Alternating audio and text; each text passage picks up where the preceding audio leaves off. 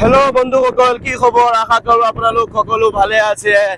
আমি আছো ডবকা ডিফু সংযোগী পথত আৰু এইফালে আহিছোঁ, এটা বিশেষ কামত আহিছিলোঁ ডবকা ডিফু বাইপাছত।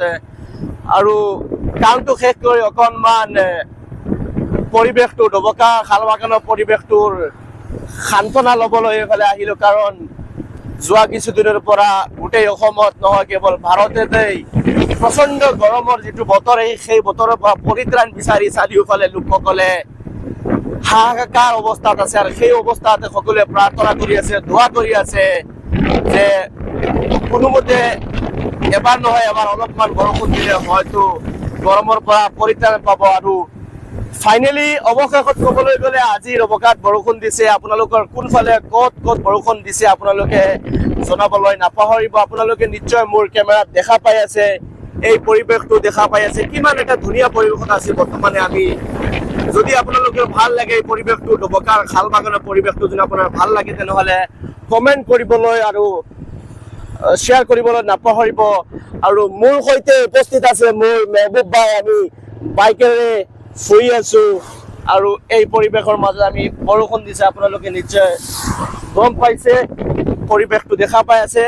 আপোনালোকৰ অঞ্চলতো যদি বৰষুণ দিছে তেনেহ'লে কমেণ্ট কৰিব। আৰু যদি গৰম দি আছে এই সময়ত আপোনালোকৰ অঞ্চলতে বতৰৰ পৰিস্থিতিটো কেনেকুৱা আপোনালোকে কমেণ্ট কৰিবলৈ নাপাহৰিব। আমি আপোনালোকক ডবকাৰ এই পৰিৱেশটো, শাল বাগানৰ সেউজীয়া পৰিৱেশটো দেখুৱাবলৈ চেষ্টা কৰি আছো, যিটো সময়ত লোকসকলে গছ গছনি কাটি একেবাৰে শেষ কৰি দি আছে, গৰমৰ পৰা পৰিত্ৰাণ বিচাৰি আছে ইফালে, আৰু আনফালে আকৌ গছ গছনি কাটি আছে। গছ গছনি কাটি আকৌ লোকসকলে ঘৰতে এচি লগোৱাই আছে। আৰু আমি আপোনালোকক এই পৰিৱেশটো দেখুৱাই আছে, এনেকুৱা পৰিৱেশবোৰ আপোনালোকে মিছ নকৰিবলৈ নাপাহৰিব। আৰু আমাৰ সৈতে আছে এইফালে আমাৰ বন্ধু ৰিজৱান বৰবৰীয়া আছে। তেওঁ আচলতে বাইক চলাওঁতে বেলেগ কাৰোবাক লৈ বাইক নচলায়, কাৰণ তেওঁ ভয় খায়, গতিকে সেইকাৰণে অকলে বাইক চলাই আছে। কিন্তু আমি একেখন বাইকতে দুজন আছো। আৰু ডবকাৰ এই পৰিৱেশটো আপোনালোকৰ চাই কেনেকুৱা লাগিল, এই খাল বাগান আপোনালোকে নিশ্চয় আপোনালোকে মোৰ ভিডিঅ'ত শুনা পাই আছে, কাৰণ নইজ বহুত বেছি হৈ আছে। ইয়াত বতাহ চলি আছে, স্পীডত বতাহ চলি আছে, ইমান এটা ধুনীয়া ভাল লাগিছে। আপোনালোকে যদি ভিডিঅ'টো চাই এবাৰ হ'লেও এই স্থানত আহিবলৈ নাপাহৰিব। ডবকা হোজাইৰ লোকসকল বহুত আহে, কিন্তু আজিকালি একচুৱেলি নিজৰ অঞ্চলৰ লোকসকল বেছি বা অহা যোৱা নহয়, বাহিৰৰ লোকসকলে এইফালে আহে।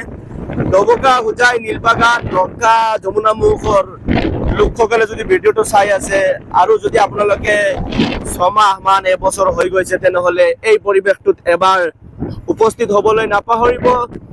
এই পৰিৱেশটো আচলতে যিমান আপোনালোকক দেখুৱাম আৰু আমি যিমান দেখিম তথাপিও আমাৰ মানে বৰ নহওঁ, আমি আমনি নালাগে। আপোনালোকে দেখা পাই আছে কিমান এটা ধুনীয়া পৰিৱেশ।